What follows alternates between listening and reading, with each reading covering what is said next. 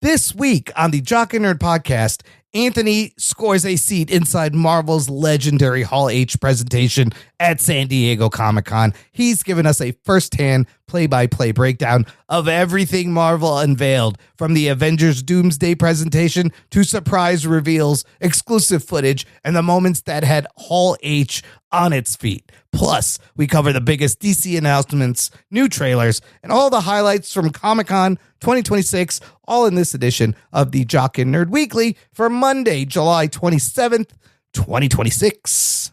Hi, this is Gilbert Gottfried, and you're listening to the Jock and Nerd Podcast. Why? I don't know. Check one. All right, this is for all you fans out there. Let's give it up. Jock it, we heard it. We funny, disturb it. We jock it, we heard it.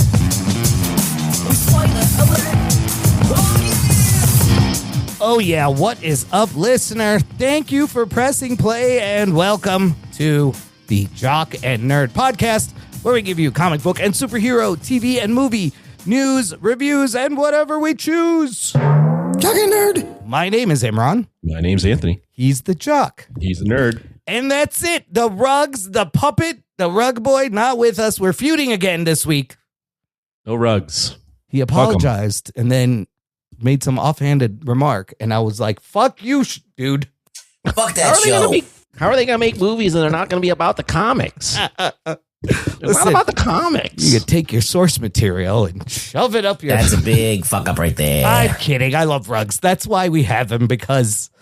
Everything's got to be exactly like it is in the comics. Does it? It's not even a real story, Rugs. It's all made up. It's fine. He'll be fine. We're feuding. We'll make up again. He'll be back next week. In the meantime, oh boy, I can't wait to get into what we're going to talk about. Anthony, let's go. The Jock and Nerd Podcast. Congratulations on making it back in one piece, Anthony, from San Diego Comic-Con this year. Holy shit. Oh, shit. I'm so excited to hear everything. I hope your book report is ready. Here's a couple of numbers. You were part of the 135,000 people estimated to have gone this year. And out of that, you were part of only 6,500 people out of that 135 that gets to enjoy the Hall H when Marvel does a thing. So you were part of both of those numbers. Very cool. That's right. What time? How many times you went now? This is my fourth time, my third year in a row. Oh, third in a row. Yes, right. You went last year.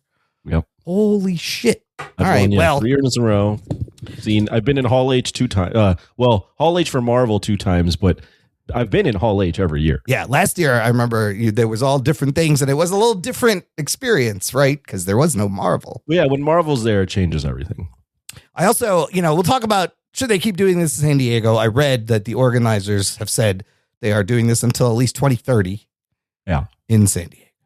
Yep. But we could talk about maybe they want to move. Okay, I'm going to hand it over to you. I want to know everything. I want hour by hour. I want the sights, the sounds. I want you to describe the smells. Oh, no. Most importantly, let's set the scene.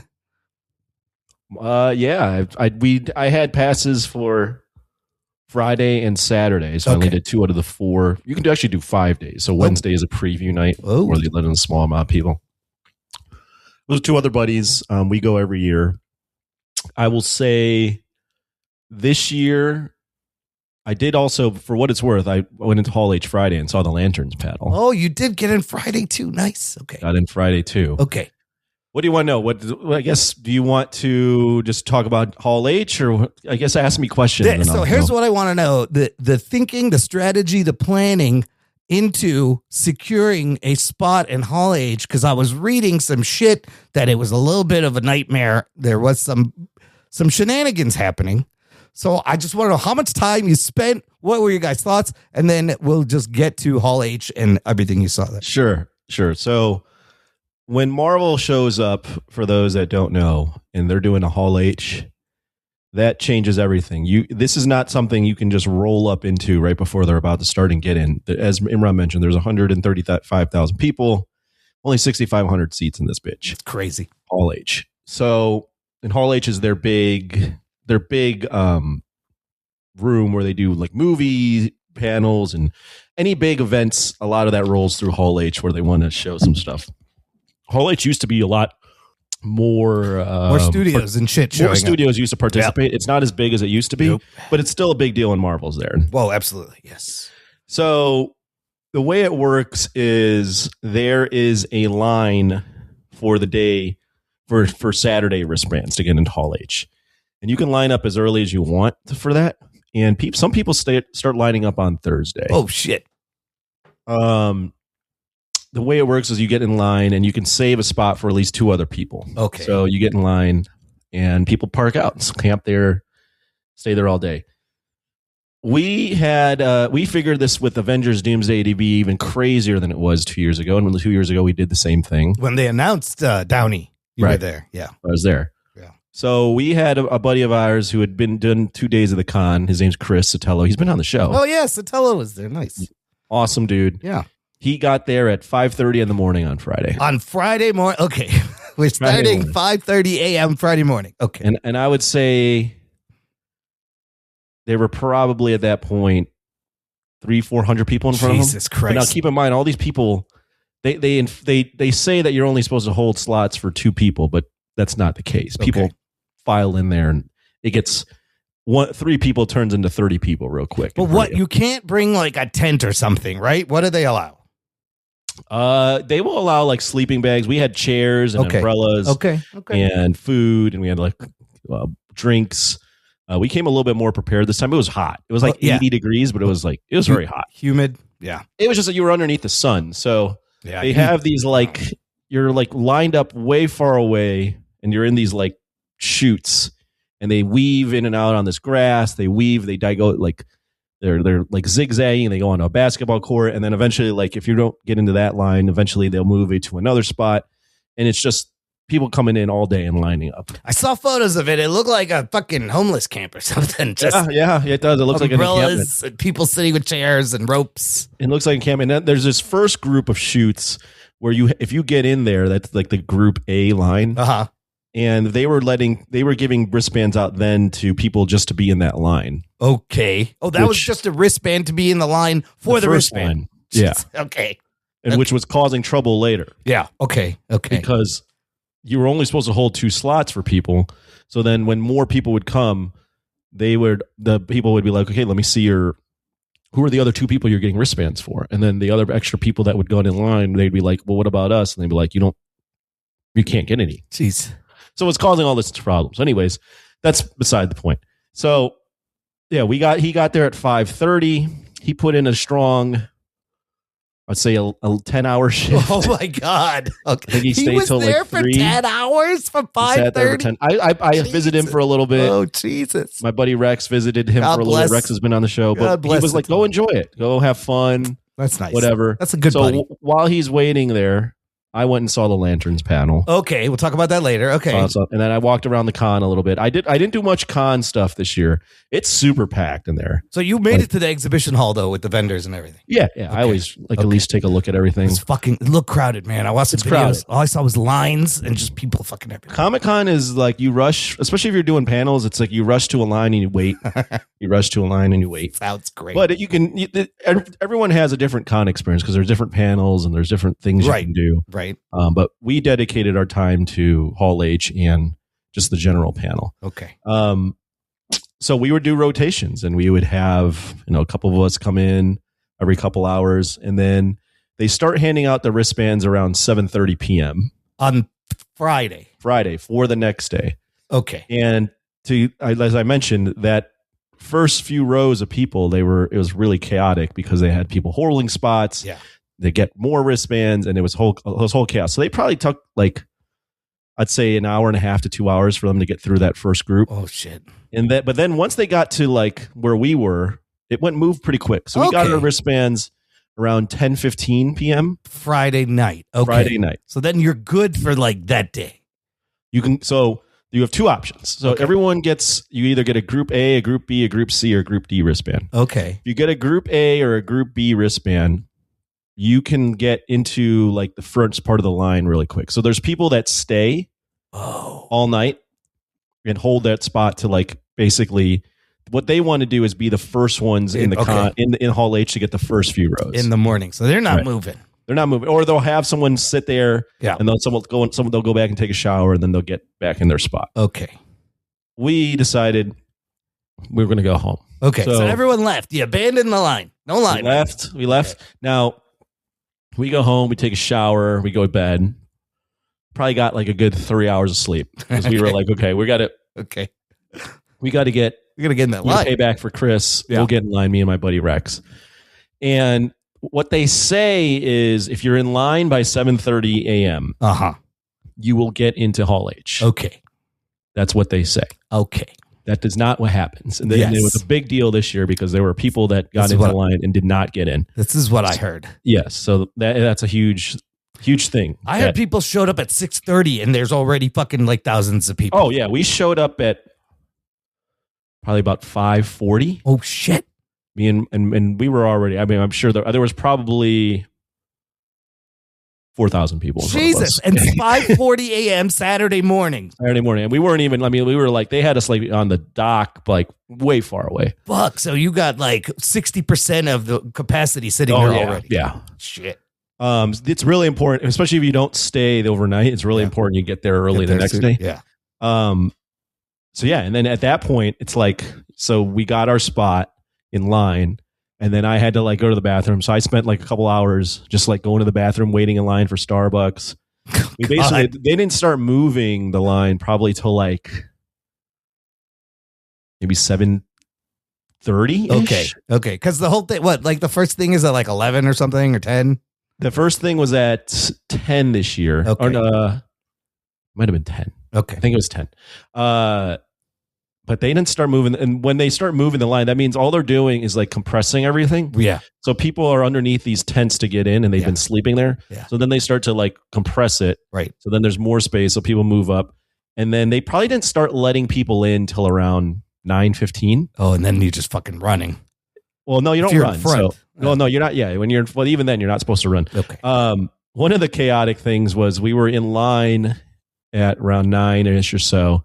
And keep in mind, San Diego Comic-Con has like 10,000 volunteers. They have security. Yeah. All sorts of people like working. But because there's been all these different people working, the messaging isn't very clear sometimes. God. So like when people were in line, and I was one of them, like I had to go to the bathroom, which I wanted to go across the street to the bathroom because they weren't opening the main con to go to the bathroom. Okay. Oh, shit. And for a while, security was like, you can go to the bathroom, but if you leave, you'll have to go back to the back of the line. Oh, fuck. So people were like arguing with them. And then finally they came up with like a bathroom pass thing. So that was a whole ordeal. Also, I saw people that got there like around 7:34 and tried to get in line, and they were like, no, like you have to get into the standby line, which is like, shit, at 7, just after 7:30, they cut it off. They cut off and they're like, yeah, you have to go in the standby line, meaning you only get in if people get out. How do they not figure out the bathroom thing? That's wild. Yeah, so the bathroom thing was a whole thing. But anyways, I'd say we got into San Diego Comic-Con. We got into the Hall H probably around 9:40, like 10 o'clock or so. Okay. So we waited about, if you look at yesterday, if you combine all our weights, 5 to, took us, let's see here, 12, 19, about 24 to 25 hours of waiting just to get into the fucking building. Okay. Hold on. Two things. This is what I'm hearing. A, you guys were a group. That's the smart way to do it. This is what I've seen, obviously. But if I was an individual person who wanted to desperately, I had to get into Hall H. I am spending all this money to get out there and essentially not even see the convention until maybe Sunday. Yeah, right. If you're solo, yeah. Fuck. Yeah, you're pretty screwed. I did see some people. There was one group of people in front of us that legitimately used this app. I forgot what it's called. Oh, to hold your spot. Paid a guy to lay down there for 7 hours. Oh fuck! You could TaskRabbit a dude to do that for you. Yeah, exactly. It's not TaskRabbit. It's something else. But I wonder how much that costs. They said it cost them $120. Oh my god, it's totally worth it. It's totally $20 an hour. They gave him. They had him late. He literally. There's literally when we were waiting there all day on Friday. There was a guy in front of us underneath an umbrella, then in jeans and a bike, and he was sleeping the whole time. And my buddy was like, they paid that guy to sit and lay there.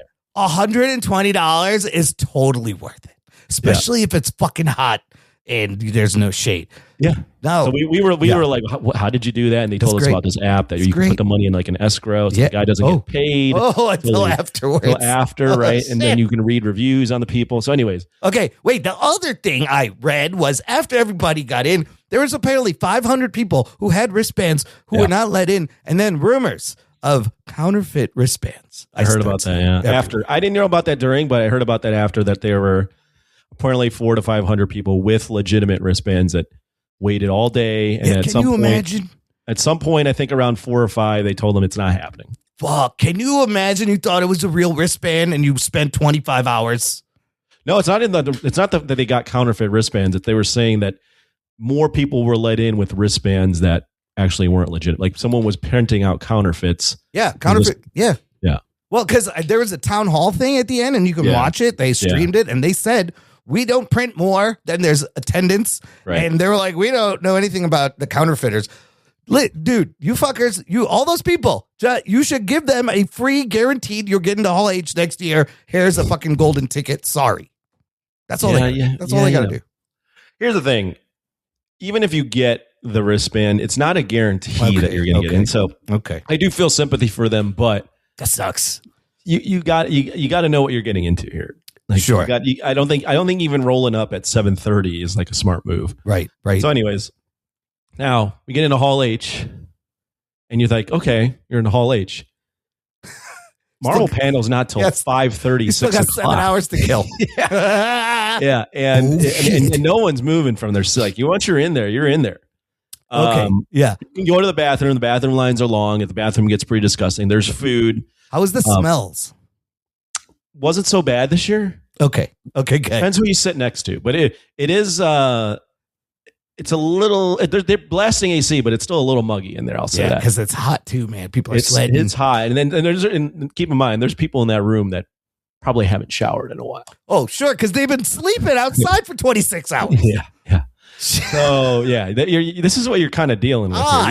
You're really putting yourself through the ringer. Sounds fun. Maybe I don't know. Now the panel choices were also really strange. Yeah. They started with a 10 a.m. animation of animation. So this like guy came up with I forgot what studio he was from. Not a major studio, but had done like animation for all these different companies. Okay. And it was just him talking about all the animation he's done and showing these videos. And really? It was like, that was it? It was horrible. It was just not great. There was one video they showed that was pretty interesting, and apparently there's some controversy around like the artist had used some AI. Oh shit!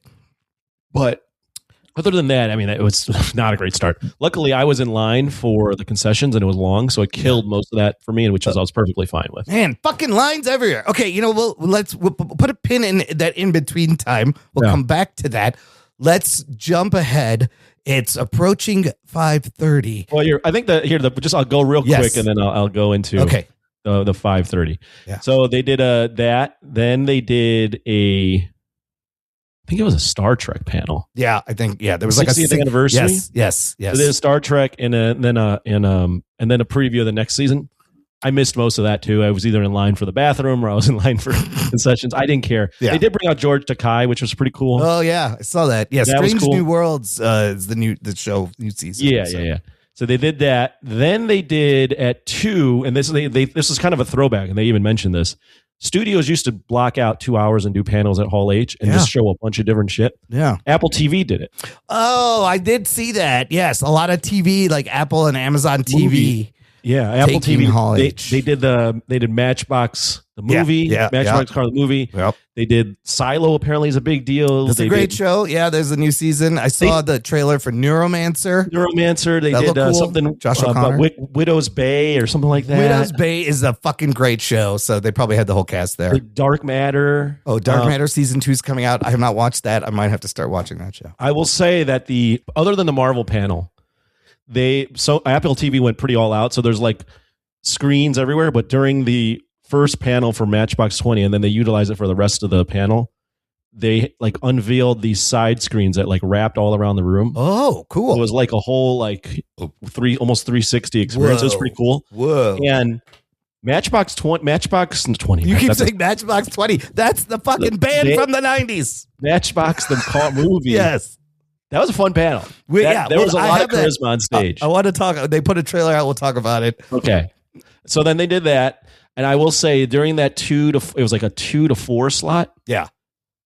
I dozed off probably for a half hour. You probably or so. need a nap at this point. Jesus fuck. I'm running on through the weekend, probably like 7 hours. I mean, how many people are napping in there? Probably a lot. I was asleep. So then I feel so bad because they did this 2 years ago too. Yeah. They do this Entertainment Weekly. They call it Bold School panel. Yeah. And they bring out these 3 women, like are female actresses. Yeah. And it's just them 3 getting interviewed for like an hour. Okay. About like being a woman in the industry. Nobody cares. They're saying great things, and sure. it's just the wrong time to do it. Like nobody gives a fuck. No. That is when the line to the bathroom is the longest for the men. Shit. It's because it's right before the Marvel panel. No one's paying attention. There's no clips to show or anything. Like they're not even. It's just like it's just always so bad. So that was the panel before that ran late that pushed the Marvel panel late. Well, I think it ran late because they were trying to figure out the situation with getting people in. Oh fuck. I think they were talking to the fire marshal and maybe seeing if they could let people in standing. So yeah, that ran late, which then pushed the Marvel panel to around 6. Now, what was your question on Marvel? No, take us through the whole experience. I want to know. Okay. Well, I mean, you can see a lot of it online. So they did post a lot of it online. You know, and I was following along on Twitter and other things, and I kind of felt like I was there. But I just wanted you to tell me the whole experience as the reveals came, what you guys felt, how the room was. So the women panel ends, and they know. I mean, Marvel Edge knows. They start playing music where people like would start singing. So they played like Journey, Don't Stop Believing. I saw a video of that. And people are up singing. You can feel the energy start to shift, and people are like waking up. Yeah. And then they have the guy that they're like is the lead programmer say Marvel Hall H, blah blah blah. And like similar to 2 years ago, when it's Marvel, they go big on like the show. Yeah. So they do like a whole trailer of all the Marvel movies, but they include in like clips from X-Men and Spider-Man. And they're like, Marvel has returned to Hall H, whatever. And Kevin Feige walks out. And wait, when did they pass out the masks and the capes? Oh, they did that right before. Oh, okay. So everyone's got they passed out Doom masks and capes. That's so awesome. Everyone got one for free. Yeah. And Kevin Feige walks out, and right away he talks about like first they show like they've hired a new comic book lead guy, editor. Yeah, well, they've also moved Marvel headquarters. Would have been in Manhattan for 90 years. They are moving to California, and they have a new editor in chief. Yep. So a new editor in chief. Yeah. And then he says, we've got X-Men 97, we've got Vision Quest coming out, we've got all these different shows. He's like, but we're not here to talk about the shows. We're here to talk about the movies. Yeah. And they had this little bit where they started it and said, this guy asked Kevin Feige 2 years ago if Ryan Gosling was going to play Ghost Rider. And they had that guy on screen again. They're like, hey, is this going to happen? And then Kevin Feige does some sort of bit and the lights go out.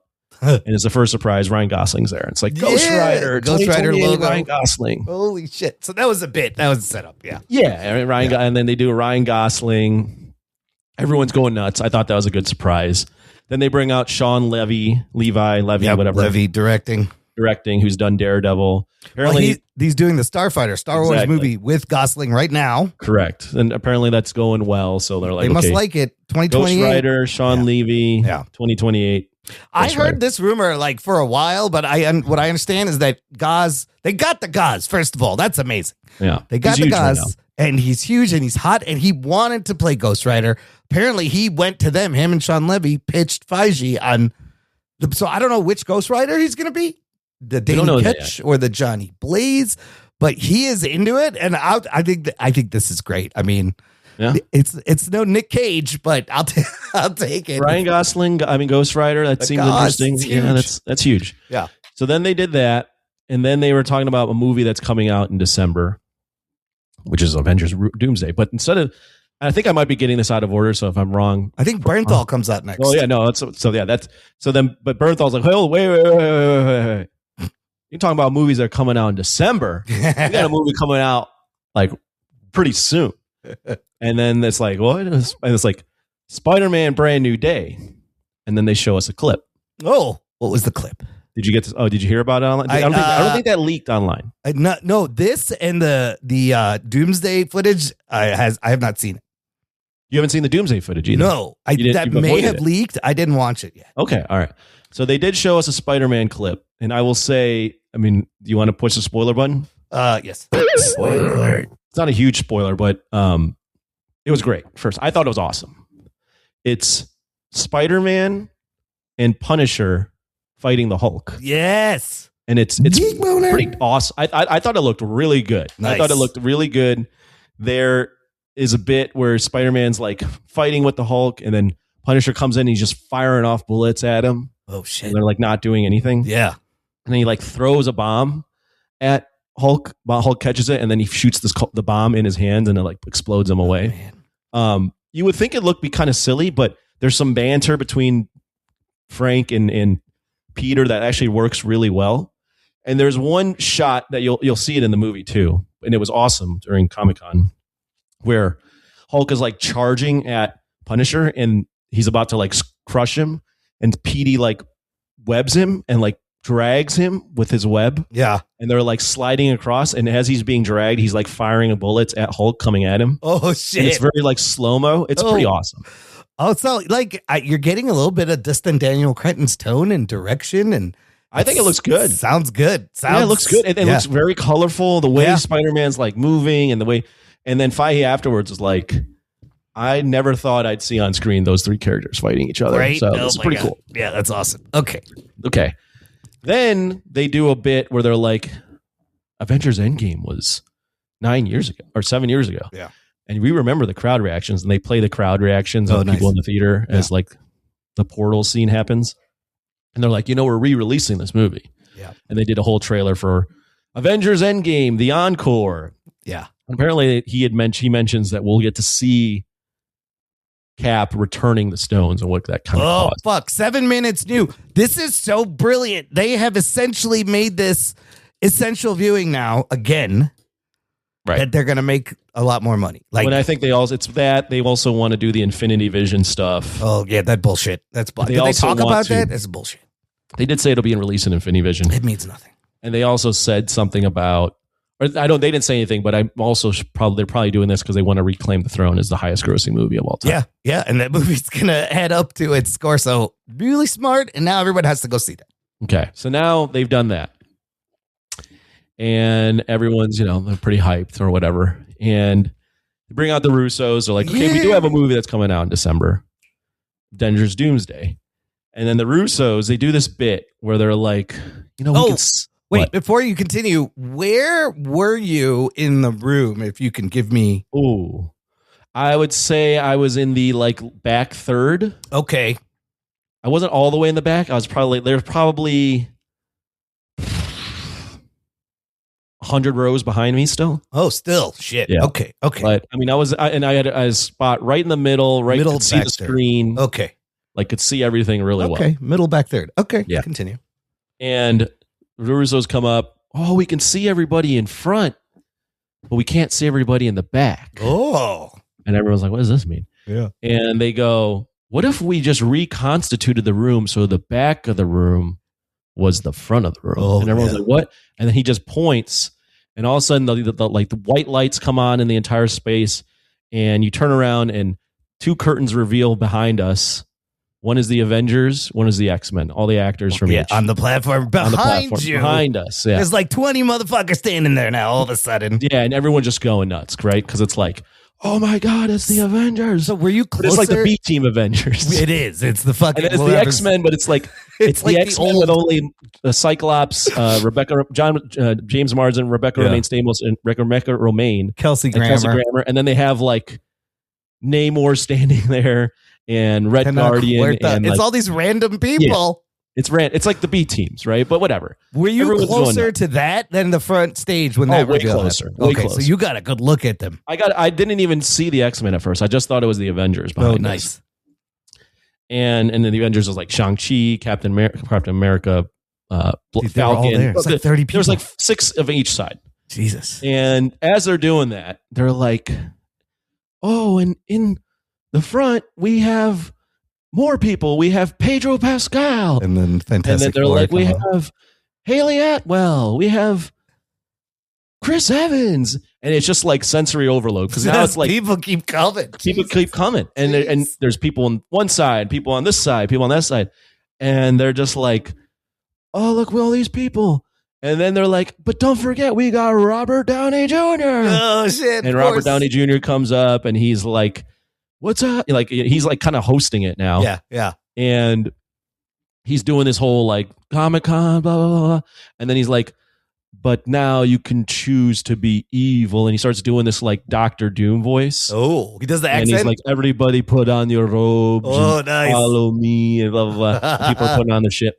And then they do like Haley Atwell comes up as Peggy Carter comes up. She's like, we need the Avengers up here. So then the Avengers and X-Men like come through the crowd.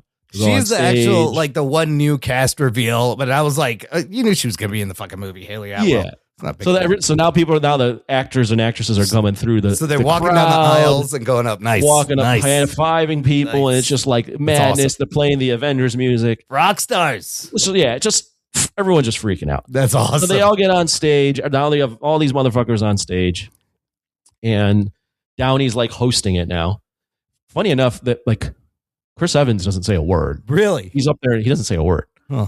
The only person the only other people that say a word are Pedro Pascal at one point. But it's like it's clear that this is like a Downey show with the Dude, Doom shit. you think all these people get along also? I have feel no like- idea. But feel there was like- a million. There had to been 20 people on stage. Yeah, easily. 20 to 30 fuckers, all of them. And Jesus. normally what they do is they have these panels where you sit down and everyone gets asked a question. Right. No, they didn't do that at all. They're just Everyone's just standing standing there. there. Yeah. People just flew out just to stand around. Jeez. And then they do a bit where Downey's like, wait a minute. Who's that guy with the swords and stuff? This is great. And this was great. They cut to it on the Yeah. screen and it's Ryan Reynolds wearing his Deadpool Yeah. costume. But you don't know that it's Ryan Reynolds. Right. Right away, and he's wearing it as a jean costume. The color could be described as, quote, a Jean Grey pun. Yeah, well, he makes a bit that he's wearing a Canadian tuxedo. Okay. So, and apparently, this guy, Ryan Reynolds, he was walking around the con the whole time. Yes. In the there's a costume. video he put out Yeah. the whole day. He's walking around and it's so great for him, right? Nobody knows. He's taking pictures with other people. And then I can't imagine the people who saw that and were like, holy shit, that was really Ryan Reynolds. That was Ryan Reynolds, 'cause no one knew. He's knew. sitting in the crowd and no one knew. As long as he doesn't talk, you're fine. You Right. can just walk around, and it's got to be so liberating and a crazy sense of freedom for him. And so they're like, who's this guy with the swords and stuff? This was And so funny. They're like, someone get him a mic. Yeah. And he's like, luckily I brought one. And right away everyone's like, oh my God, it's Yeah. Ryan Reynolds. Yeah. He's like, long time listener, first time caller. It's so funny. I got a question for Paul Rudd. Where's Thor? And why is he crying? And then Rudd, jibs him back with the. With a he's a fan of Wrexham, joke, which is his yeah. team that I guess is losing now or whatever. Yeah, so then they do a little back and forth. They do a whole bit where Deadpool's like, are you guys filming? Yeah, he's like, when are you starting shooting this? And they're like, well, we're done, dude. Like, what are you talking about? And then he's just like, all right, I'm out. Happy, let's go. And Happy Hogan's not there, so some Happy's just guy not walks there. him out. Yeah. Yeah, All he's like, you guys doing any reshoots? So, do you think this is any kind of confirmation that Deadpool is in Doomsday? I don't see. Some people were interpreting it as that. I don't know. So I don't think it was so. just a bit. I think it was just a bit. I think he'll be in Secret Wars. Yeah. I don't know that we get him in Doomsday yet. It wouldn't really make sense at Doomsday the way they're setting this up. Yeah, I don't know. If he is in it, great. But I don't see that. Hilarious. You got to watch that video he put with Great. the photos during the day. I was like, wow, this is great. That It was really great. funny. Yeah, It was that really was funny. good. Yeah. I was cracking up the whole time. Yeah. All right, then they do a whole like we're done. This is over. Blah blah blah. We're done. Like they take a picture with selfie with everyone. Everyone gets off stage. Kevin Feige's like, okay, thank you, and everyone's like, okay, that's it. Now keep in mind there were rumors that they were going to do like a whole X-Men cast reveal. Yeah. They were going to show some more Spider-Man footage. They were going to announce Denzel Washington as someone. Yeah, they said they spotted him there, and Sadie Sink was spotted there, but Right. none of that happened. None of that happens. But then Kevin Feige turns around, comes back on stage, like, wait a minute. We got one more thing. We've got Academy Award nominated director. Oh, wait. I think you missed. When did they show the new Doomsday film? Oh, sorry. I forgot. They did. So before this, they did show, they're like, we do have some exclusive footage for you. And then they show a new trailer. And so all the video links that I found have all been pulled offline. Oh, interesting. Well, the ones I've seen them, they are legit. Okay. So it is the real footage. It's not great quality. Yeah. But you could watch it. All right. Give me the description. Let's get your description. So it's a very Doomsday focused trailer. And I actually have the audio from it because I think it's important. Oh. But it's basically like the Marvel Studios thing is in green, and there's like narration over it. They're showing clips of like Magneto, Chris Evans, Thor, Fantastic. They're showing like clips of all these heroes, but it's really focused on Doom. So you see like Doom like fly in and land, and you've got narration that begins with Sue. Ooh. And she says, Victor was always the smartest guy in every room. He used to be different. He used to be kind. He used to be caring. But then everything he loved was taken from him. I knew he was lost, but did not realize that he was broken. Ooh. So like right away, they're establishing they have a history. The Fantastic Four and Doom have history. Yeah, so Doom is from same universe. their universe. Yeah. And then there's a shot of Reed talking to Victor, and he goes, Victor, did you do this? And Doom starts saying, all of you have given stolen lives, but now you must give them back. Oh. And then you're seeing like his face and his helmet. And then Reed again is like, he cuts to him, is like, answer me, Victor, did you do this? And then it cuts to Thor in that scene where he's about to swing the hammer. And Thor says a pretty epic line. He goes, I swear you will beg for hell long before I grant it. And he flies in, tries to hit him. Two fingers. Damn. Then he uses his 2 fingers and flicks Stormbreaker to the side. Whoa, shit. And then shoots green stuff at Thor, and Thor gets blasted off. No.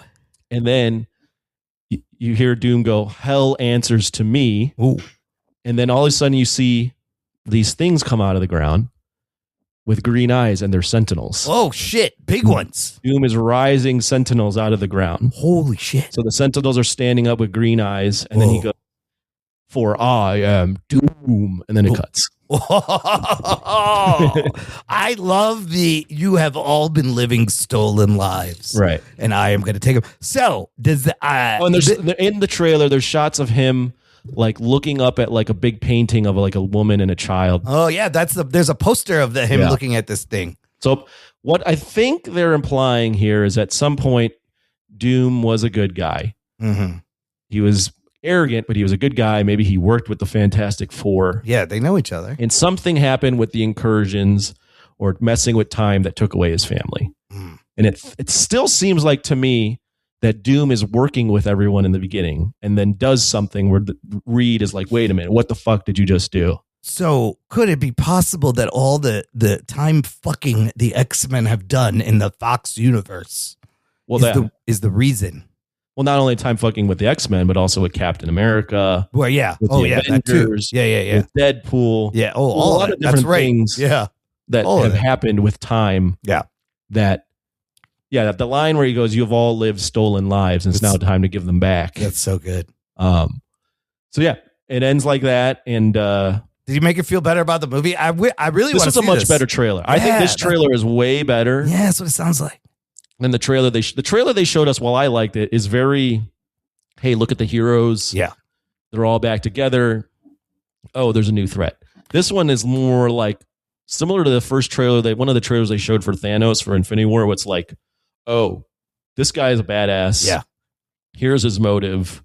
We should all be like, and he has history with some of these characters. Yeah, the problem with that first one is if you didn't read the comics, you don't know about incursions, it's fucking confusing. Right. What are they talking about? Right. What is this movie even about? But this sounds like they are giving a little bit more. Oh, dude, I almost forgot about the trailer, which is funny. But the trailer was awesome. It was much better, like I said, than the trailer we got as regular fans. It is online. I think you could watch it somewhere. Okay, it's real. It's not the best quality, but you do see it. It ends with him bringing the Sentinels out, which everyone thought was really cool. Damn. All right, so that blows the roof off, I'm sure. Yeah, and everyone's just like, oh, this was great.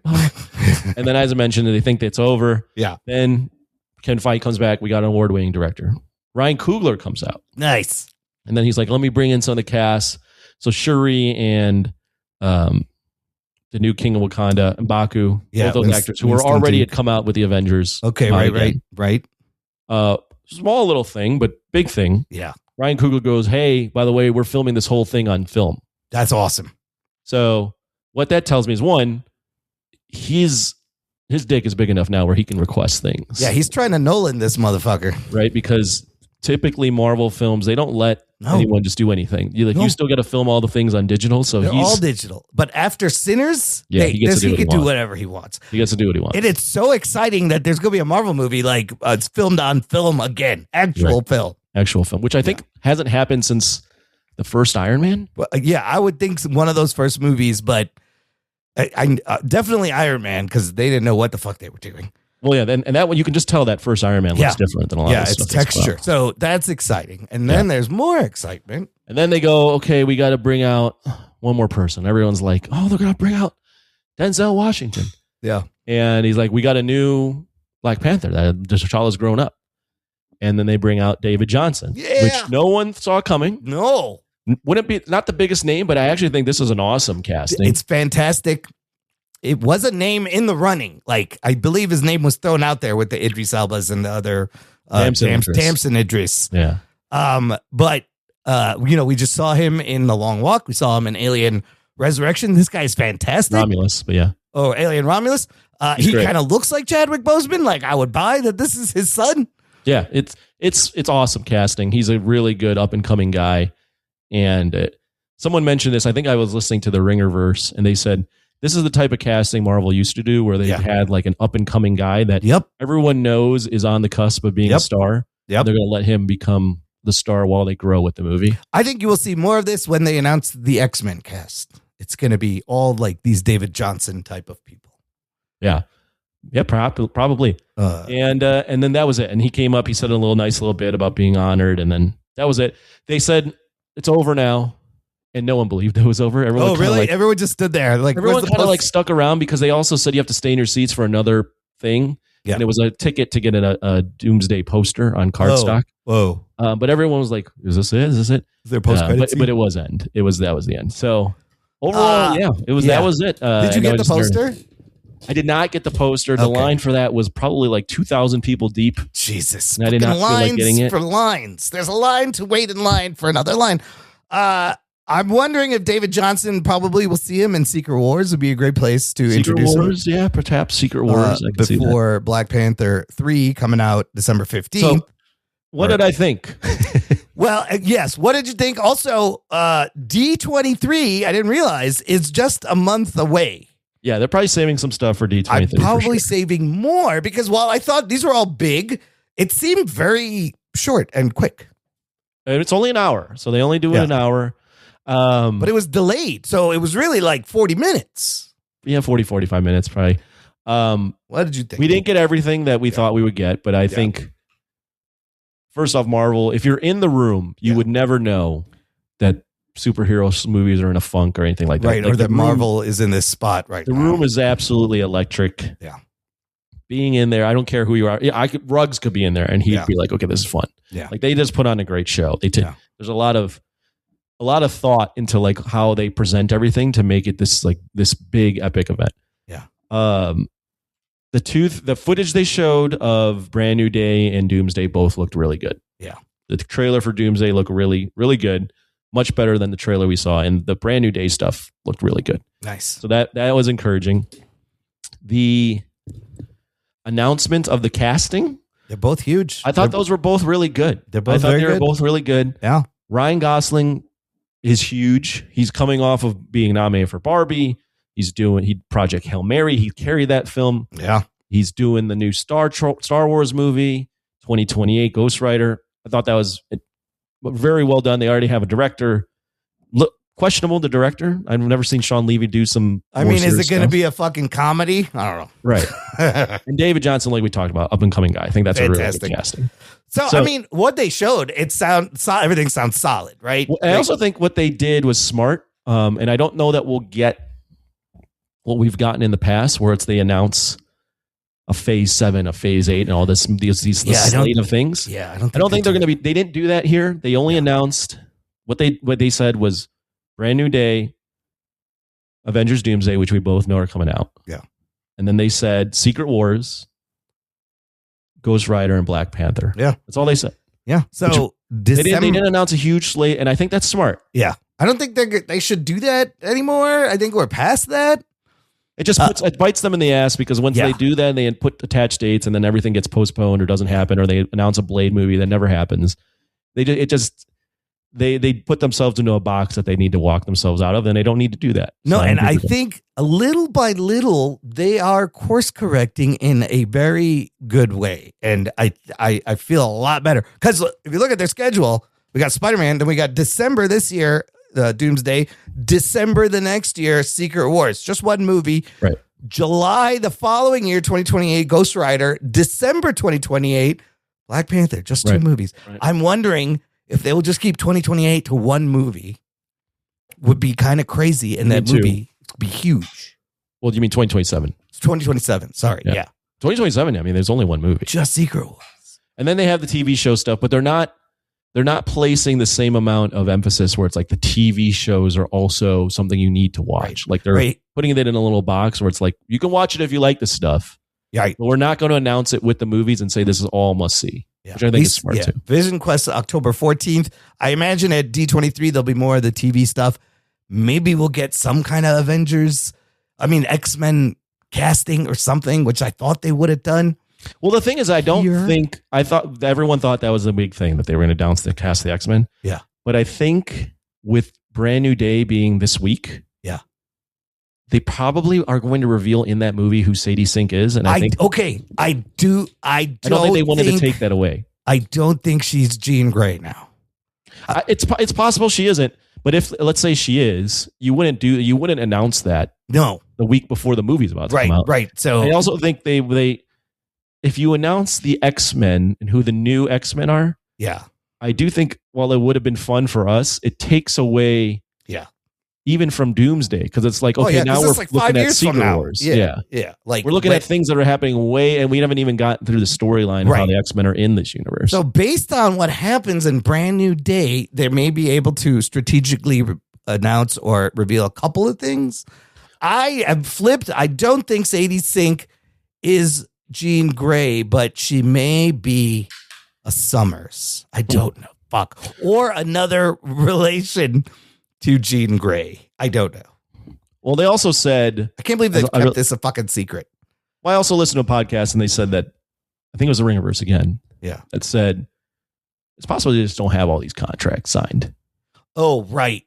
Like, because we were talking about Wagner Moura and Adam Driver and Denzel and all these different things that could be announced, and maybe they don't have it ready. It's real early. I think Marvel has we'll see how it plays out, but I think they've figured out a little bit more of their strategy going forward. Like, they don't need to announce everything.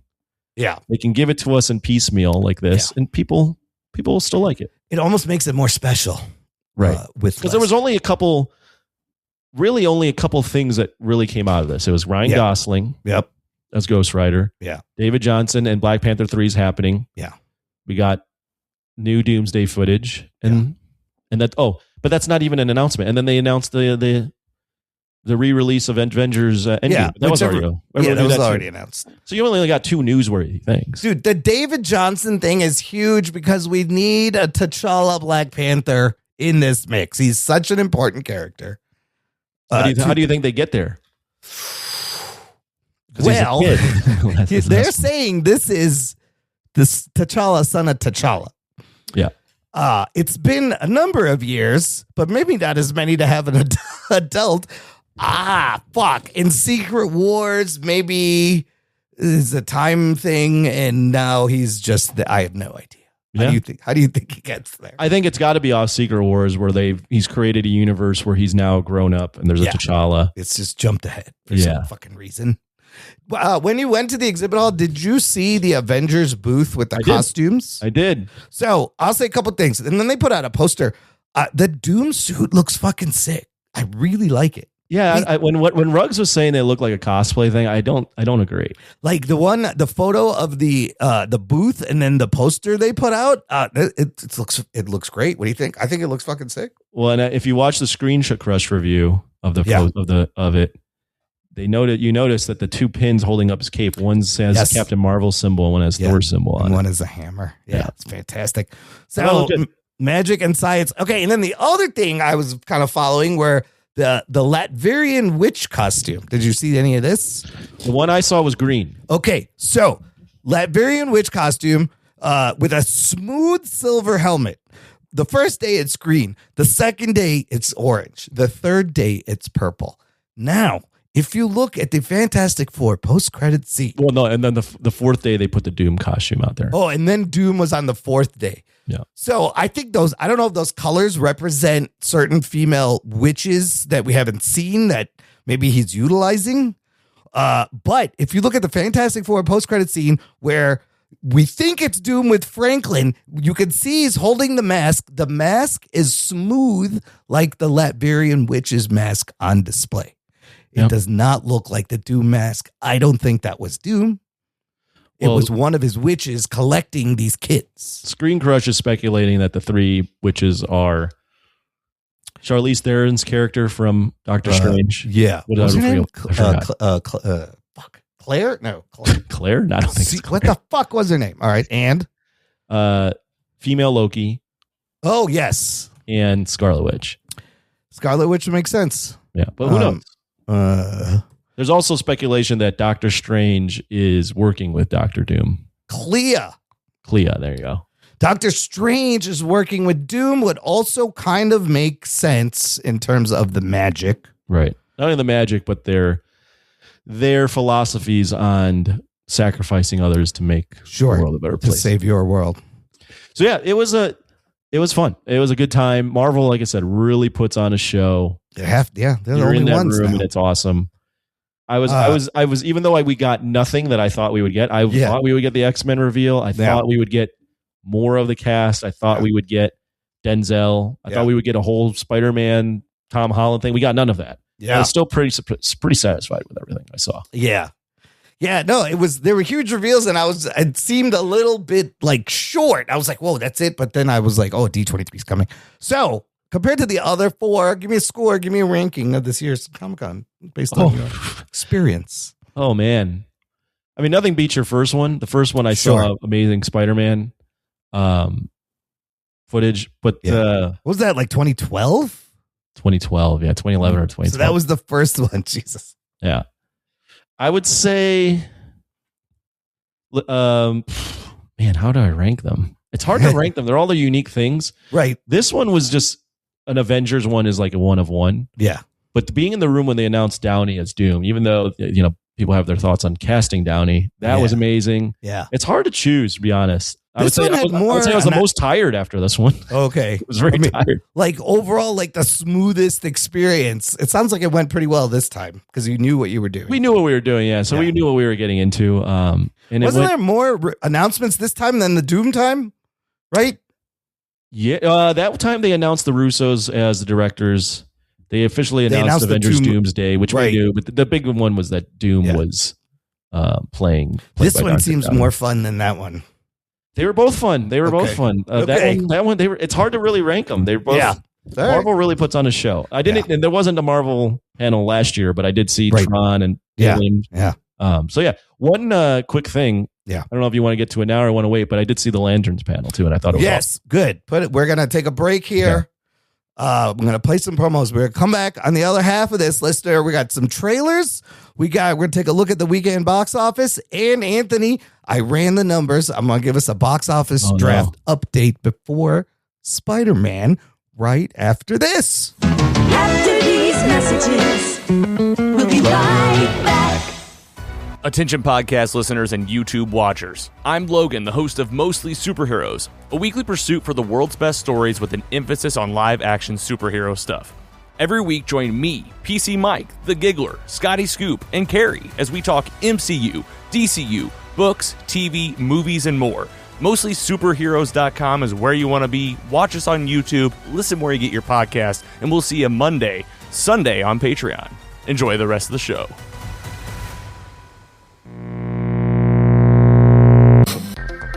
Who knows what evil lurks in the hearts of men? Turn your dial to find the frequency of the past. Captain Midnight. Where the classic stories of mysteries, sci-fi, thrillers, and suspense are found waiting to be heard once again. Another case for Nick Carter, Master Detective. You'll find a variety of those stories here, in their original form, where each episode takes you to another place or time. The Man of Bronze, Doc Savage. But only when you find the mystery frequency. Available everywhere. The Shadow knows. Jock and Nerd. Listener, if you enjoy this show and you are enjoying getting a live recap, well, not live, but a first-hand account of this year's San Diego Comic-Con, you can only get it here. Definitely think about joining our Patreon fan club. Visit jockandnerd.com/Patreon. Jock and Nerd. You can give back on a monthly or annual basis, and for as little as $3 a month, pocket change, listener, will get you access to bonus content. Yes, you get access to an exclusive podcast feed where the shows come out early. There is bonus content, instant reactions to movies, extra movie reviews. You can also join us for our monthly virtual hangouts on Discord. We just had one last week. It was just me, and people showed up. It was fun, though.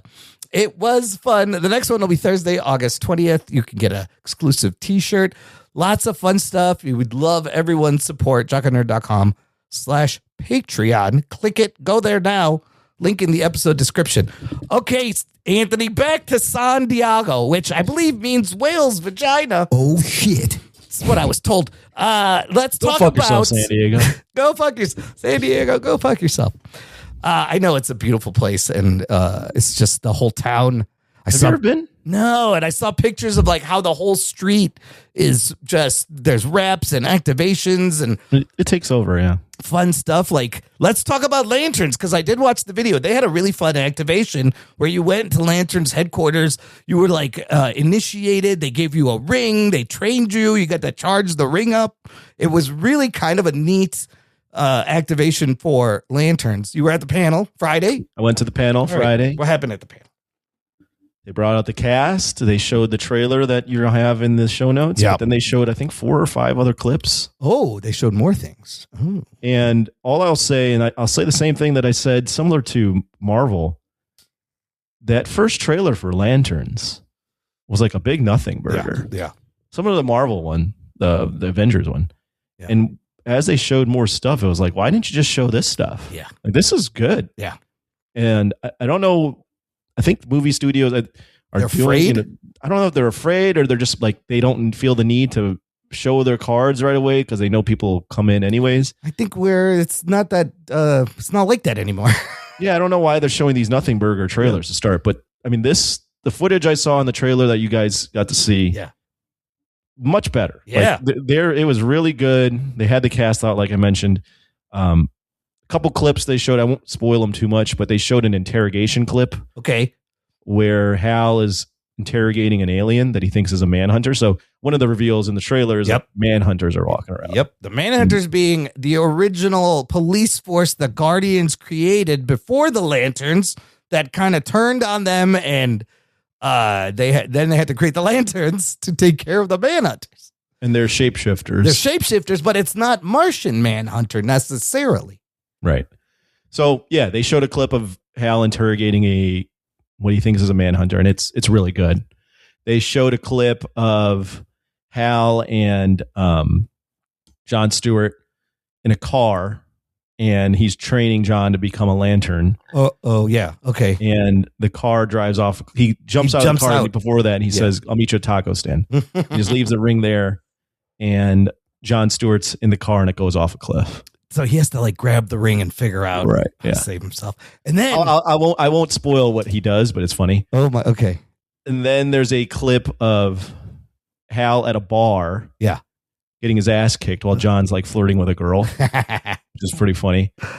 they show a clip of Hal talking to Sinestro. Yes, that's in the trailer. Fucking Sinestro. Geek boner. He's fucking pink too. He looks like him. And one of the whole things is that John is being trained by Hal to be the next Green Lantern, and Hal's dealing with the fact that this kid is not necessarily his backup. He's a replacement. Yeah, that's what Sinestro goes. Say what he really is. Yeah, and then they've ended it with a clip of Hal and John fighting each other. Oh, shit. Yeah. So, I don't know if this is a spoiler. Spoiler. There is a rumor that I don't think it's true, though, based on this trailer, that Hal dies in the first episode. No, I don't. I mean, maybe. I don't think No, but then all this shit that's in this trailer, there's no way this is all from the first episode. That'd be a crazy first episode. But you do get to see people. You get to see the ring. You get to see the lantern. Yeah. You get to see Hal in the Green Lantern suit. You get to see a lot more stuff. Now it's still a little bit more subdued. Yeah. But you do get to see that stuff, and I think it looks good. And I like the angle they're taking with this young kid and being trained by this wild guy. I know, and I love like the kind of like true detective Western feel. But yeah, this trailer, you got cosmic shit. He's using his powers. He says Sinestro. Yep. They're blowing shit up. Maybe the murder is like somebody's killing these aliens, or aliens are killing other aliens, shapeshifting, and they got to investigate. But August 17th, this looks fucking great. It looked good. It looked good. It looked really good. Especially with all the additions and Guy Gardner. Guy Gardner. No, they did a bit too. They showed a Guy Gardner clip. This was funny. They have the cast up there. They have Hal, played by Kyle something Chandler. John Stewart, and they have two other people up there.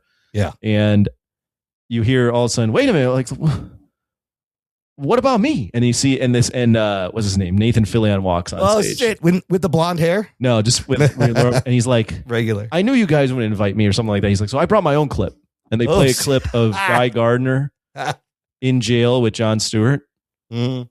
And they're about to like show more of it. And all of a sudden this like Green Lantern text comes up that says footage redacted, and you don't get to see it.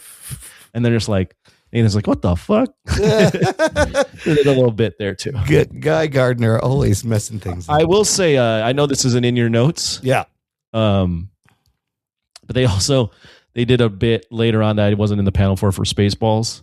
Oh yes. Did you see that where they revealed all the upcoming Spaceballs slate and they were making fun of Marvel? the asshole like universe. Yeah. The best thing about this that I read was Rick Moranis is the applause as he returns from retirement to be Dark Helmet again. The line when I left Lanterns, because there was another panel right after. I forgot what it was, but then Spaceballs was an enclosed show. Yeah, the line was pretty long. The Spaceballs panel was pretty big because people love Spaceballs. I can't wait to see that movie. That's gonna be great.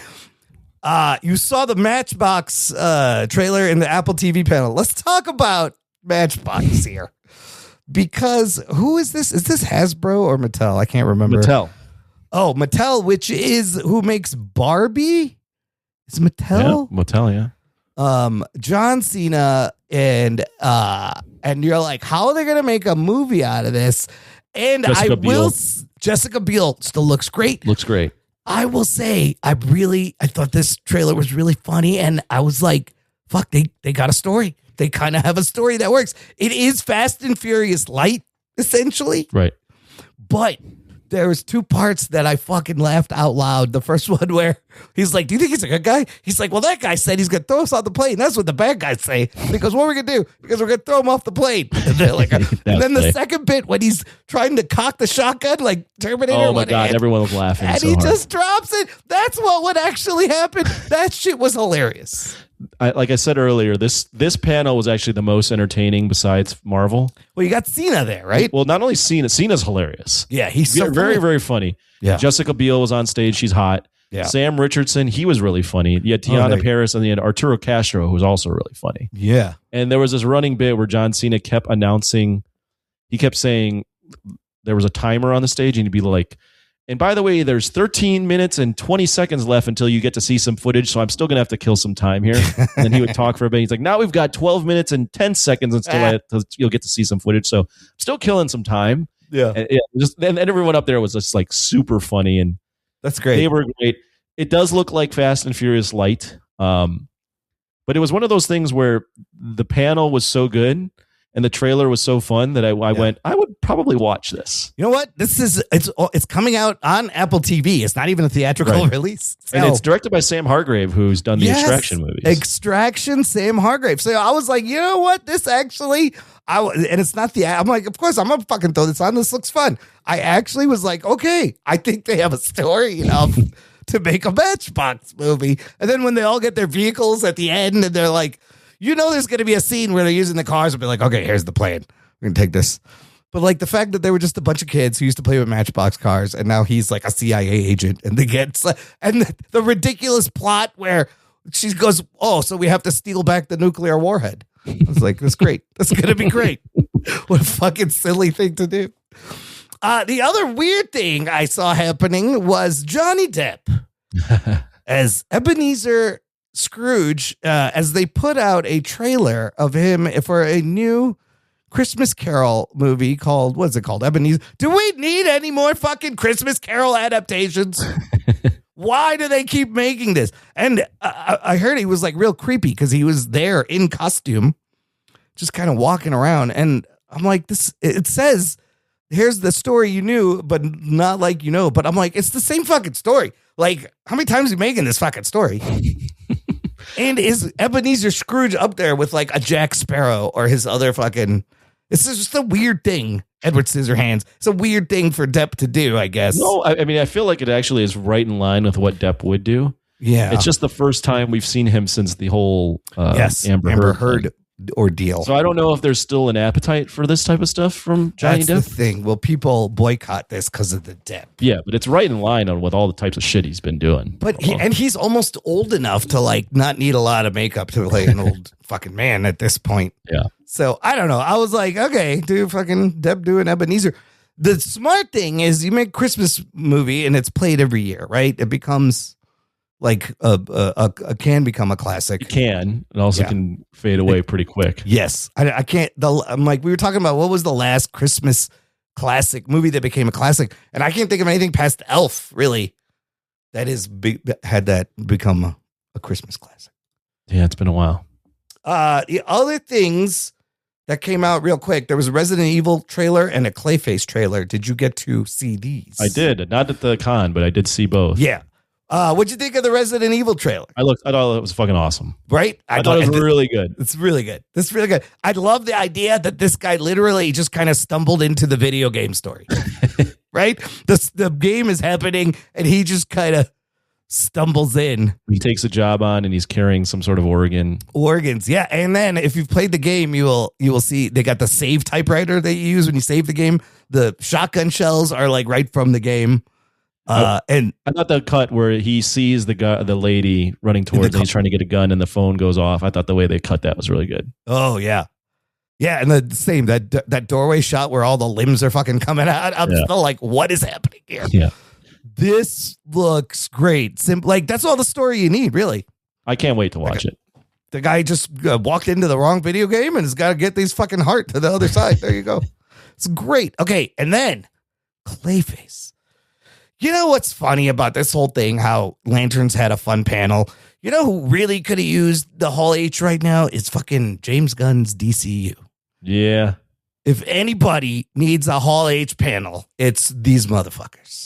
DC ain't doing it like that anymore. No, for them not to even show up and just they were part of like the HBO panel with the Lanterns is kind of crazy. I will say this Clayface trailer, really good. This movie looks great. It looks like it belongs in the Matt Reeves universe. It's kind of surprising that it's not. I agree. I think it looks really, really good. I think, and I think it's made for a smaller budget, right? 40 million probably. Yeah. Yeah. And it's a different angle. We're getting a horror vibe. It's more obscure character, but with not as big a budget, I think this could work. Yeah. DC really needs to start. For them to not do anything really that big at Hall H, I think that's kind of a miss. Yeah. I don't know if it's because they're in flux and things are transitioning. And I think part of it is maybe the Paramount thing. Yeah. Yeah, that's got to help. I also think, maybe they don't view Comic-Con as big a thing anymore, but it seems like a miss. Yeah. They don't have a thing, though. They have their DC Day thing. Same thing with Marvel, right? It's cheaper at D23 because they're running all that. They own all that. Right. But they will spend the money. This trailer reminded me a little bit of The Substance, a little bit of The Fly.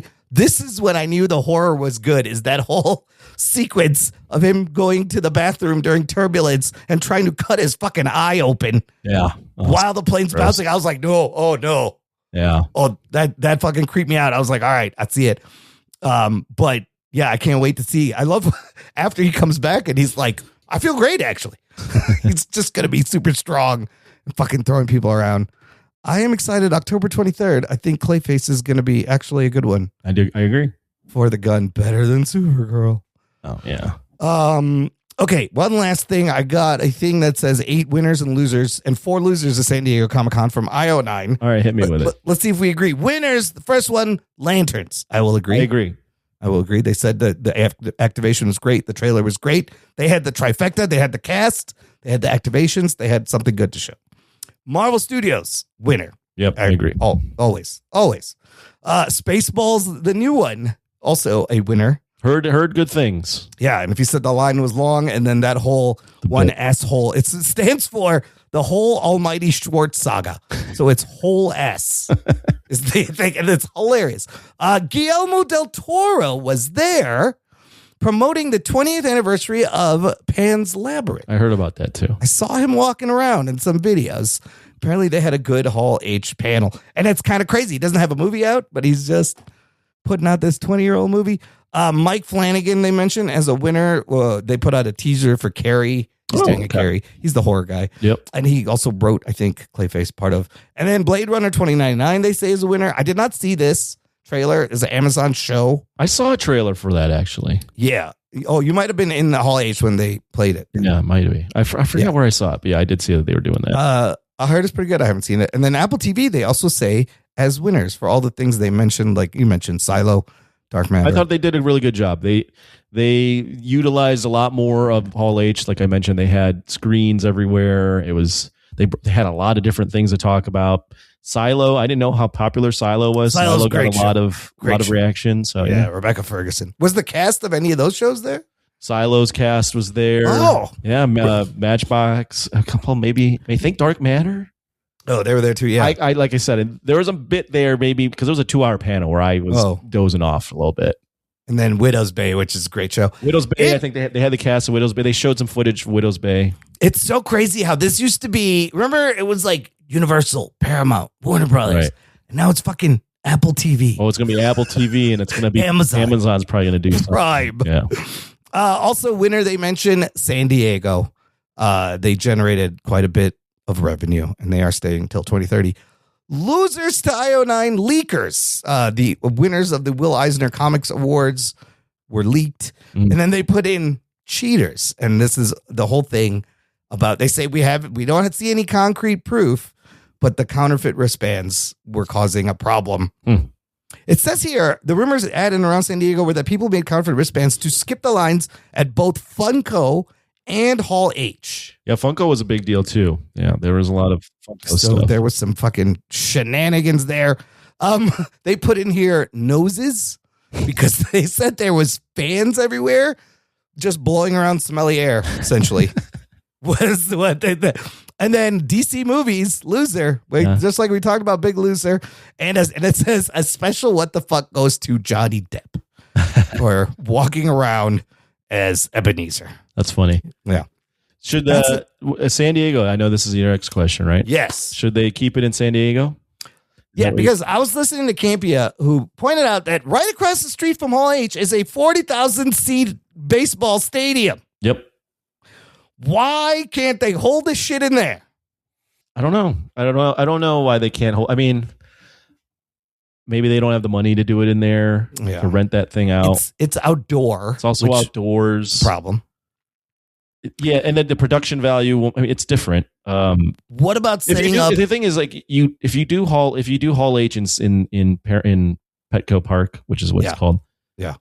The only thing that's going to draw even to make that thing even look full is Marvel. Like everything else is not right. That's going to look so. It's going to look terrible. That's true. I don't think that's a real a solution to that. I mean, the Hall H thing is a problem. There's maybe definitely a big video live stream from Hall H into Petco Park for overflow. Yeah, maybe you do that, or maybe you do some sort of lottery. I don't know what the solution is. Las Vegas has much bigger convention centers. Yeah, while I agree that there's probably better places you can host this to get more people into more things, there is a certain charm to it being in San Diego. San Diego needs the money too. Yeah, San Diego's really nice in terms of weather all year round. Even though it was 80 when we were there, it's downtown. It takes over everything. So all the everything around the convention center is wrapped with activations, and the buildings are wrapped, and the hotels take a big part of it. And there's stuff in each hotel too. And it just takes over the city in a way that I don't know if it went to a bigger city like LA. Right. It would do that. It looks like so much fun just in the streets out there. There's just a certain charm to it being in San Diego that while I do agree that the convention center, it might have outgrown parts of it. Yeah. There's not another, I mean, there's not a city that's similar enough and bigger where it's going to take over. Like, you land in San Diego and the banner's outside of the right away in the airport for a San Diego Comic-Con. So there's just something about it there that I really like. Yeah. There is a shitty homeless problem in San Diego. Oh man. They don't necessarily have the infrastructure as far as Did you see a lot of unhoused walking around? I think they clear them out, but I did see them out. Yeah, but I have heard that it's a lot more prevalent when the Comic-Con isn't there. And I did see some, what was I going to say? The good thing about San Diego too is we stayed probably 7 miles away. Oh, really? Yeah. And we were there in 20 minutes every day. San Diego's there's no traffic really. It's easy to get around. They got Waymos? Did you take Waymo? No, I didn't take a Waymo. You took Uber? Took an Uber. I mean, it does get a little chaotic near the convention center, but I feel like if you want to just get to Comic-Con fairly easily and stay in affordable places, San Diego's pretty perfect good. Setup. They're saying projected they make $160 million in San Diego every time. So that money is nice for them. So yeah, it's just a cool city, and I like it there. I think if it wasn't there, what else would San Diego really have? So. Right. And you're right. It's only Marvel that packs that 6,500 seat room. Right. Generally. Right. So it's only when they come is the problem. Like last year, like you said, it was fucking a breeze. You could get to every panel. You could get to Hall H. Right. Yeah. So I get more people being in there would be cool, but there's not a good solution for all the things that you're talking about, because the line for this thing is miles long. So even if you're it's hard to even enforce line cutting and all that stuff. So I'm sure there's a better way to do it. And it's unfortunate that people that got wristbands to get in didn't get in, but fuck, man, if somebody was making counterfeit, that is a fucking evil genius plan right there. Yeah. Yeah. To get, cause you just gotta flash it, right? How close are they looking at these things? Oh, they don't. I mean, you're flashing your wristband as you're walking. So if it just looks something like that. Right. And and again, Comic-Con is 10,000 volunteers. I mean, they do hire security too. So some of those people are paid, but not everyone's going to know everything. Well, 2030 means I got at least 3 years to fucking try to make it before something happens. Yeah. I mean, Feige said he has plans till 2042 in terms of the MCU. One interesting thing, I didn't see the interview, but I read it, is someone did ask him about Mahershala Ali, and he's like, that's one of the things that I'm still trying to figure out, or it really bothers me. He said, I feel like a loser and a failure. We couldn't get this done. Yeah. Making it sound like the thing is dead. Oh, interesting. Okay. That's what he said. But for him, I really appreciated that. For him, I mean, this happened in 2019, 7 years ago, exactly. And for him to be like, I fucked up. Yeah, I feel bad. I'm a loser. I fucked this up. They did fuck that up. I don't know what the plan was, but yeah. Yeah. So I'm hoping that's not the case with Ryan Gosling. It seems like they already have a director too, and Maybe it's a little further along. The same thing that happened. Yeah, this does seem different. He has an idea. Like the problem with Blade, I think they couldn't nail down. It was a period piece, that it wasn't. It became Sinners. They couldn't fucking nail. I'm like, how hard is this? It's a fucking vampire movie. It's killing vampires. They didn't have a director when they announced. They literally, I think they just attached Mahershala Ali to it, but. And I think hopefully they have they're further along with an idea here. Yeah, I think they went through several directors, but I feel like the Ghost Rider thing, these guys came with a plan and like, this is what we want. Well, also, I like Mahershala Ali a lot. I think he's a great actor. He's not near the same level as Ryan Gosling. So I think if you fuck up Ryan Gosling, Gosling, that would be bad. That would be very bad. You got the gauze, Feige. Yeah. You got to keep the gauze. All right, fantastic, man. I felt like I was there. That was great. Maybe I don't have to go. When are the listeners going to get you out there? Listen, Patreon members, let's start a fund. But maybe, are you thinking next year already? You guys bought tickets? Yeah, we'll go next When year. did you buy tickets? You usually buy them in like October or November, I believe. Okay. Yeah. All right. So, fuck. Well, maybe you'll get out there at some point. We'll see. Maybe I will.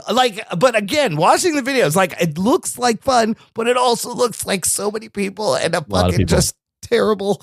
A lot of people, a lot of smells. Yeah. A lot of bumping into, especially when you're on the main floor, a lot of bumping into people and a lot of people telling you can't stand here. Shout out to Lenny Lenzations.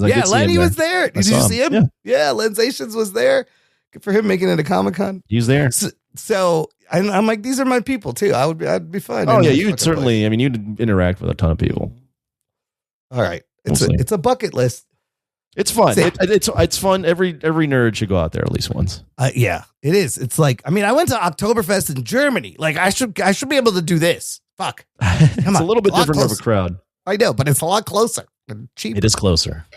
Okay, next year we'll see. We'll see. We'll see in October what Marvel is planning. But it's got to be a Marvel year, and I'm going to waste a fucking day. But if you guys are there, it could be fun. Okay, let's take a quick look at the weekend box office because I was real curious how the Odyssey was going to shake out. And there are a number of pictures that are running that are in our box office draft. We will update that right after this. Odyssey, week 2, holds on to the number 1 position, dropping only 30%. Oh, shit. It made another $87 million this weekend. It is now global total, $652 million. It says here, Nolan's Epic accounted for roughly 60% of every dollar spent at North American theater this week. And it has not opened in Korea, China, and Japan yet. Wow. So this thing's hitting a billy. No problem. China is going to be huge. China is all in on this. They're doing a premiere for this for the first time in a while, and there's going to be a big rollout. So that picture's hitting $1 billion. Number 2, Moana in week 3. It's only made $228 on the same $250 million budget. That's I missed so badly on that one. Yeah, that's yours. Number 3, Toy Story 5 in its 6th week has crossed $1 billion. $1.02 billion. This is the highest grossing movie of the year and the 3rd movie to crack $1 billion this year. And then Pixar, they laid off a bunch of people. Classic. Yes, recently. Hey, we made Number 4, a bunch of money, but you guys got to go. Here's the thing. Your movie made $1 billion. I can't get some of this. No, you're all fired. What the fuck is going on? I don't know how the math works. Number 4 is Hades Town, the musical. This is a filmed adaptation of this Hades Town, which is kind of like a Greek. I feel like it's riding the wave of the Odyssey. Small. It just made $9 million. Number 5, Minions and Monsters in its 4th week has made a profit. This movie cost $85 million. They've made $411 million, but they were expecting $1 billion with the Minions. Number 6, The Invite in week 5. One of my favorite movies. It's a good movie. It's made $19 million or $30 million. Number 7, Evil Dead Burn in week 3 is made $63 million. Number 8, Young Washington hanging in there.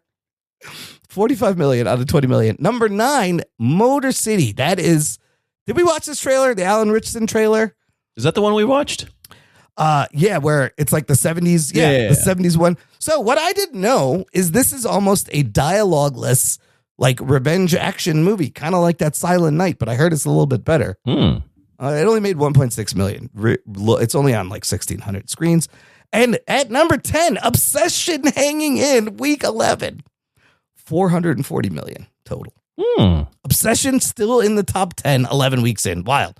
Okay, with that, now, before Spider-Man comes out, which is absolutely going to be the highest grossing movie of the year, opening and total, without a doubt. I wanted to, we'll do an update on our box office draft. These numbers are current as of today, Monday, July 27. Couple of interesting things. I mentioned there's only 3 movies that cracked $1 billion.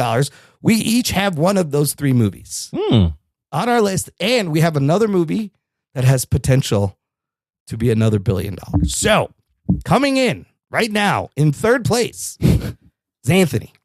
Can't believe this. Partly because only half of your movies are out. You have 3 out of 6 in the theaters. Your movies: Avengers, Doomsday, Moana live action, Michael, Mandalorian, Grogu, The Cat in the Hat, Street Fighter. So those 2 haven't come out. Avengers, Doomsday. I really need Avengers Doomsday to be a $2 billion film for me to have. Your total currently with those movies, $1.57 billion. I really missed with Moana. By the way, you spelled Michael wrong, you asshole. Oh, again, I did it again. You did a good job with Michael, but that was because I told you that movie's going to make $1 billion. No, I knew that. You need Doomsday to be $2 billion. I need Doomsday to be a $2 billion film. Coming in at second place, Rug Boy. 5 of 6 movies out, and some of these still ticking. His movies: Toy Story 5, Minions and Monsters, The Odyssey, Disclosure Day, Supergirl, Focker-in-Law. He is sitting at $2.43 billion right now. And Odyssey is going to keep making money. Odyssey is at 652. It'll go over $1 billion. Minions maybe will trickle some more. Toy Story might trickle some more. Supergirl 124, which is funny because that's not even his clunker. He picked that fucking movie. Did. And still leading, but not by a huge margin, is myself. I have 4 of 6 out. My movies are Spider-Man Brand New Day, Super Mario Galaxy, Project Hail Mary, Dune 3, Devil Wears Prada 2, Masters of the Universe, for a total of $2.48 billion. This is a race now. Well, I think you've got this. I mean, the thing is Ruggs only really has Odyssey to pull it up. Focker-in-Law, who knows what that's going to do. But you've got Spider-Man Brand New Day and Dune 3. Right, which could be... I mean, Spider-Man Brand New Day could be a $2 billion film. Could be 2, but both of them could also go over 2. You really have to rely on Doomsday being the biggest fucking thing that's ever happened. Yeah, I think that this one is... If we were betting, I think you'd be the clear favorite, like very, very clear favorite. I was surprised how Rug Boy closed the gap, though. He's close. He's close, but I mean, close. You've got 2 bangers still coming out. Still to come out. Super Mario Galaxy. I mean, they're just Project Hail Mary. Devil. You just made some great picks, dude. I know. Devil Wears Prada, $690 million. I that was a risk, and Masters was the clunker, and that's less than Supergirl. So that was a good clunker at 113. I picked some good movies. That's crazy. Okay, but anything could still happen. Yep. That's where we're at. Fuck all y'all guys. We will check back. I mean, there's only a couple movies left, but we have to wait till early next year for the final. Spider-Man's going to break big. All right. You want to do some, what are we watching? Do you want to talk House of the Dragon? We can talk about it briefly. I've caught up on the episodes. Okay. And I think it's really good. I enjoyed it. I like this last episode. I think my favorite bit was when Orman Hightower just throws up.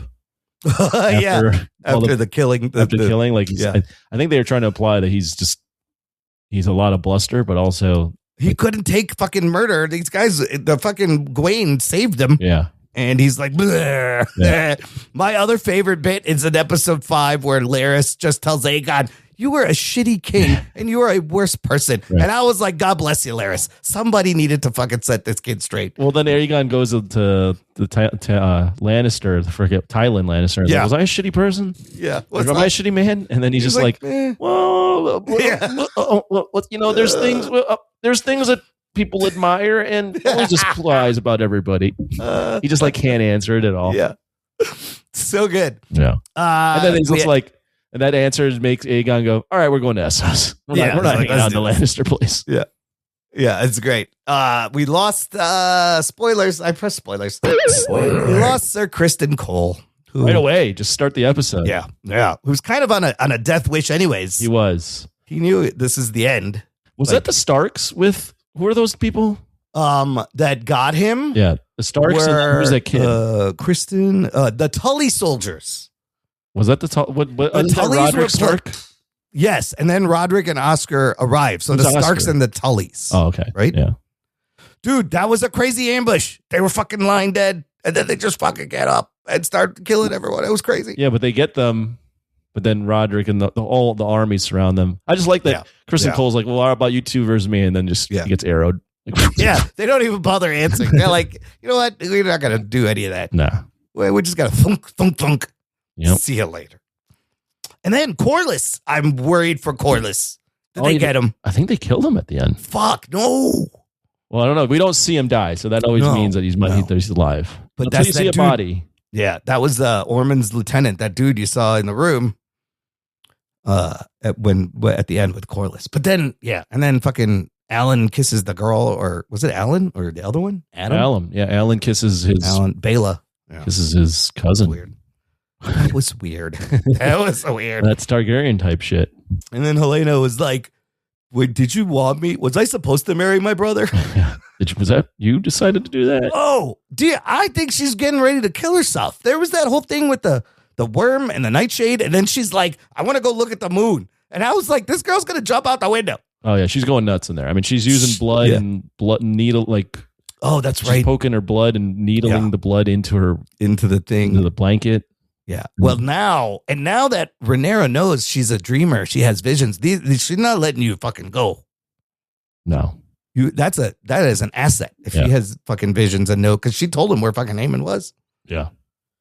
So it's still so good. There's only 2 episodes left. They haven't taken Tumbleton back.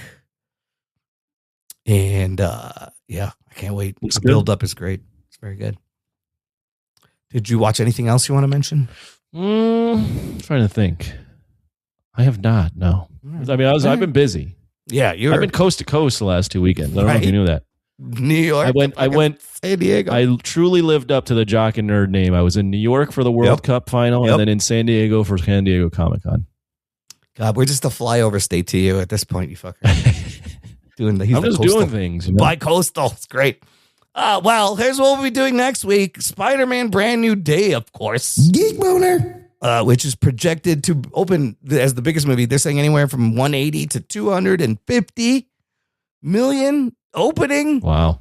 I saw this thing at Global Box Office. This Twitter account is reporting that Brand New Day has crossed 60 million in domestic pre-sales and 120 million in worldwide pre-sales. This has never happened before. It only happened once with Avengers Endgame. So he's like, it's possible it opens 300 million domestic, 800 million globally by the end of the weekend. Wow. Based on those pre-sales. The premiere, it just premiered. It's tonight in Hollywood. It was happening as we were recording. Huh. So here's the thing. I know I'm going to see it twice. I know I got 2 tickets. I know the shit looks cool. I seen the trailer. You saw the shit. I know the people in it. Here's the thing I don't know. Is this going to be a good movie?